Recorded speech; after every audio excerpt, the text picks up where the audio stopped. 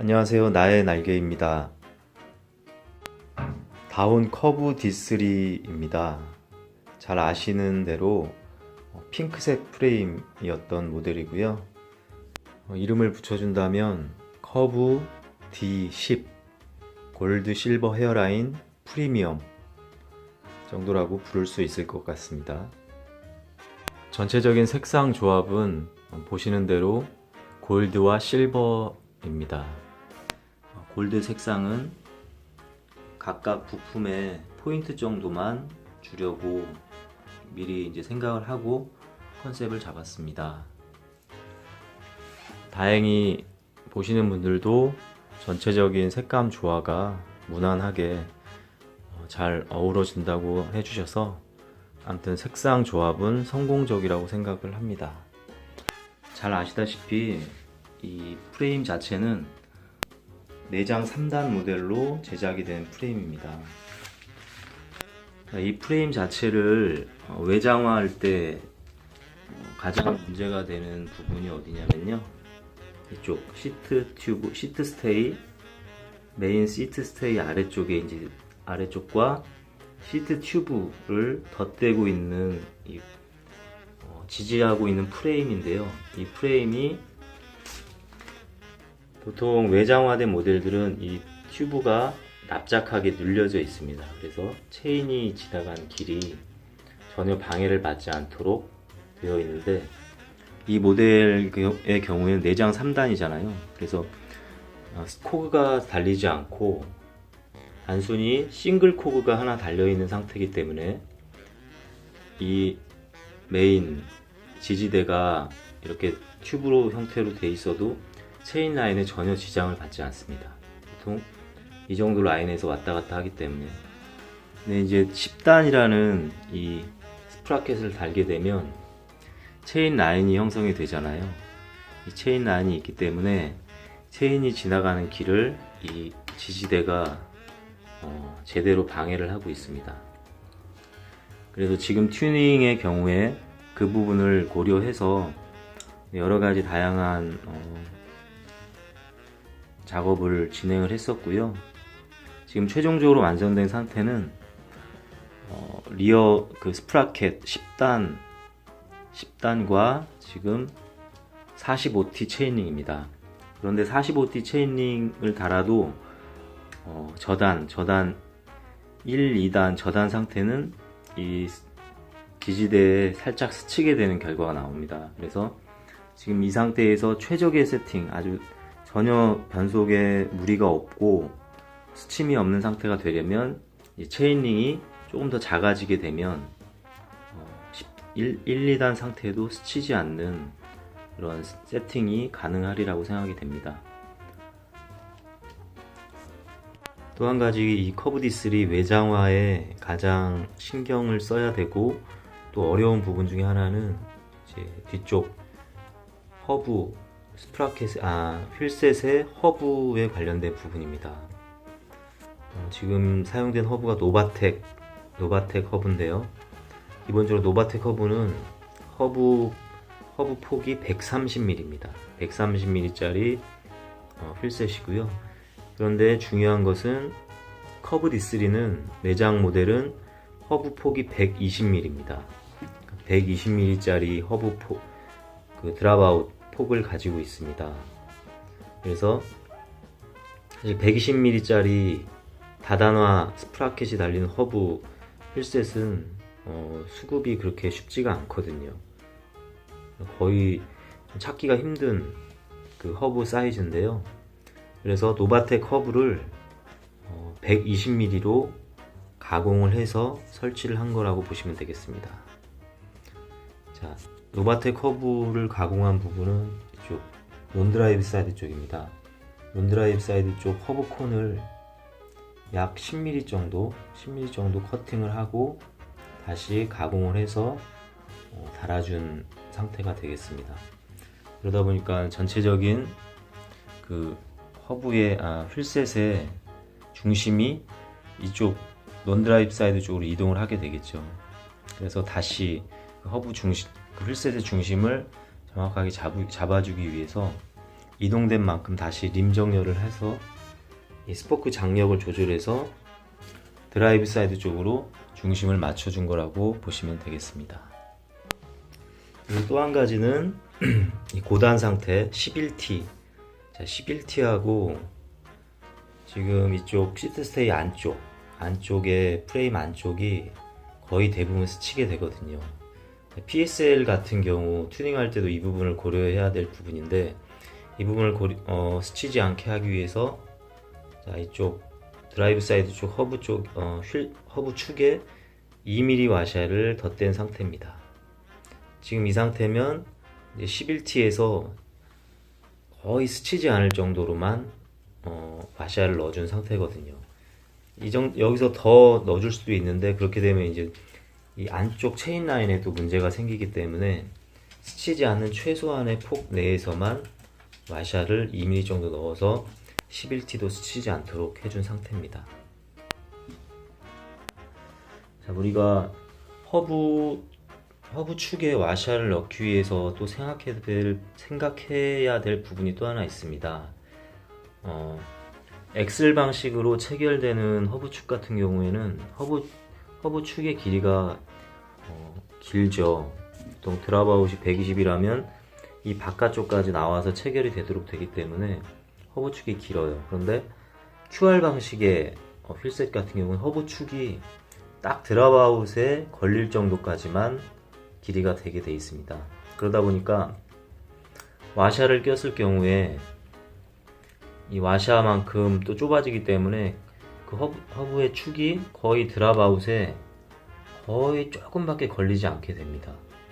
그 상태에서 만약에 세팅을 하게 되면 이 휠셋이 주행 중에 특히 턱이나 이런 곳을 지날 때 자칫하면 상당히 위험한 상태가 될 수가 있습니다. 그래서 그 부분도 꼭 고려를 해줘야 되고요. 이 휠셋 같은 경우는 드라이브 사이드 쪽을 가공을 해서 드라이브 사이드 쪽이 짧아졌잖아요. 그래서 결과적으로 이 허브를 분해해서 허브 축을 완전히 분해해서 반대로 끼워준 상태입니다. 반대로 이제 양쪽 허브 축의 모양이 똑같거든요. 베어링이 체결되어 있는 부분도 똑같기 때문에 반대로 바꿔서 끼워도 전혀 무리가 없습니다. 그래서 조금 더 긴 쪽, 논드라이브 사이드 쪽이 좀 원래 길게 나와 있습니다. 그 긴 쪽을 드라이브 사이드 쪽으로 옮겨줘서 허브 축이 와샤를 끼워도 여유가 남을 정도로 된 상태에서 체결을 해준 상태라고 보시면 되겠습니다. 그러니까 안정적으로 체결이 된 상태라고 보시면 되겠습니다. 부품 구성을 잠깐 보실까요? 크랭크셋은 라이트 프로 할로우텍 방식의 크랭크셋입니다. 약간 경량화된 제품에 체인링 볼트는 금색으로 맞춤을 해줬습니다. 그리고 드레일러는 스램 라이벌 10단 숏 케이지 드레일러가 되겠습니다. 16인치 349 사이즈로 인치업을 했기 때문에 인치업 브레이크가 달리게 됩니다. 인치업 브레이크 암은 리디아 제품입니다. 핸들바 쪽을 보면요, 일단 플랫바 시프터 중에 가장 경쾌하고 또 조작감이 좋은 스램 더블탭 10단 시프터가 달려 있고요. 그리고 스램 더블탭 조작감을 잠깐 보면요, 더블탭이란 이름답게 작동을 잠깐 해보겠습니다.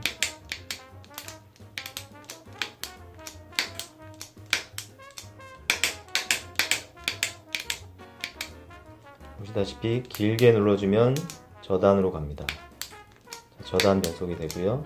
그리고 짧게 딸깍딸깍 눌러주면 고단으로 내려가는 변속 방식을 볼 수 있습니다. 그래서 변속 레버가 두 개가 달린 것이 아니라 하나 가지고 두 가지 역할을 해서 더블탭이라고 이름이 불려진 것 같습니다.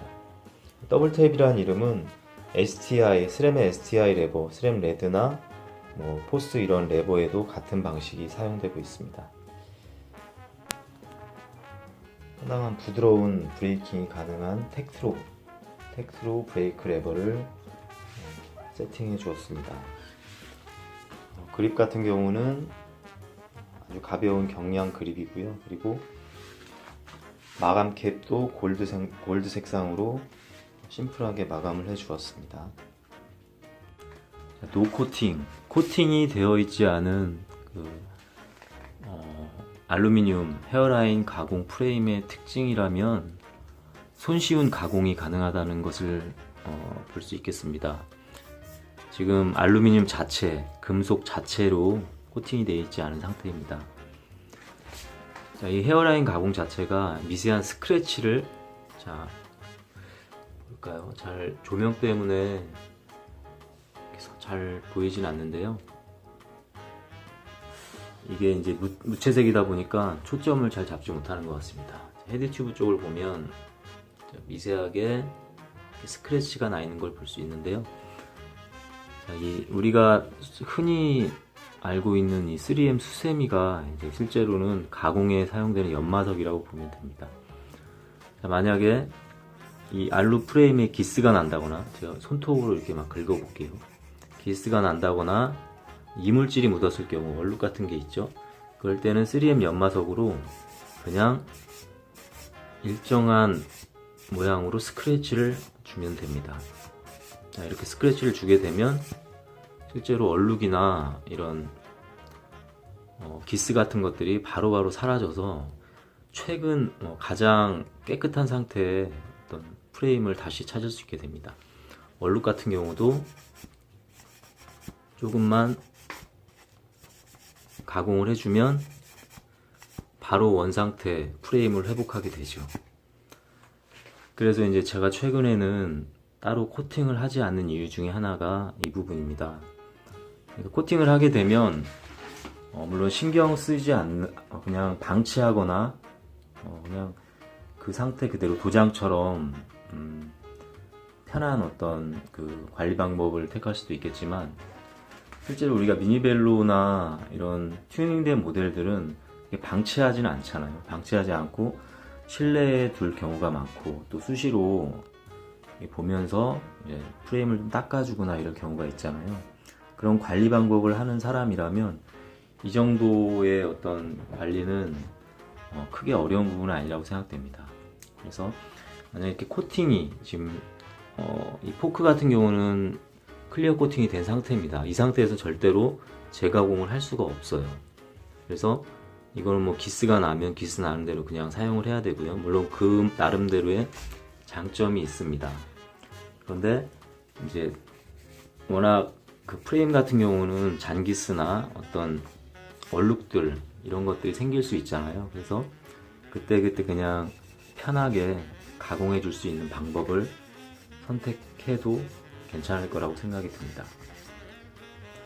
지금 알루 프레임의 알루미늄도 금속의 일종입니다. 그래서 녹이라는 개념이 사실 있고요.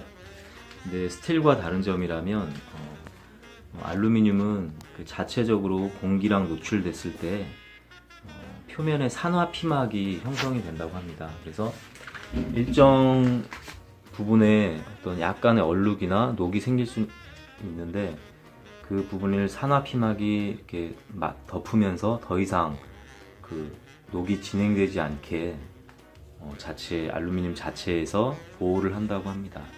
실제로 저도 계속 관리를 해보면 그 알루미늄 자체가 크게 변형되는 일은 거의 별로 없더라고요. 물론 우리가 금속을 비를 맞춘다거나 야외 밖에 오랜 시간 방치를 하다 보면 자연스럽게 녹이 피어 올라오게 돼 있죠.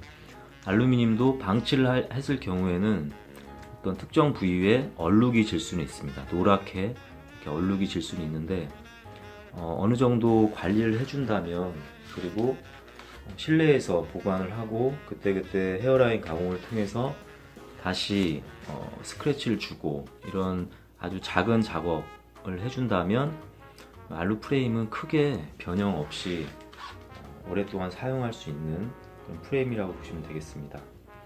그리고 가령 이제 그 시즌이 오프돼서 한동안 타지 않을 경우가 있을 수 있잖아요. 그럴 경우에는 프레임을 보호하는 코팅제들이 있습니다. 그 코팅제들을 한 번씩 뿌려주고 피막을 형성된 상태에서 보관을 하게 되면 그 프레임 상태 그대로 보관이 될 수 된다고 또 보시면 되겠습니다. 네, 이상으로 커브 D3 커스텀 풀 튜닝 모델에 대한 간단한 소개를 마치도록 하겠습니다. 감사합니다.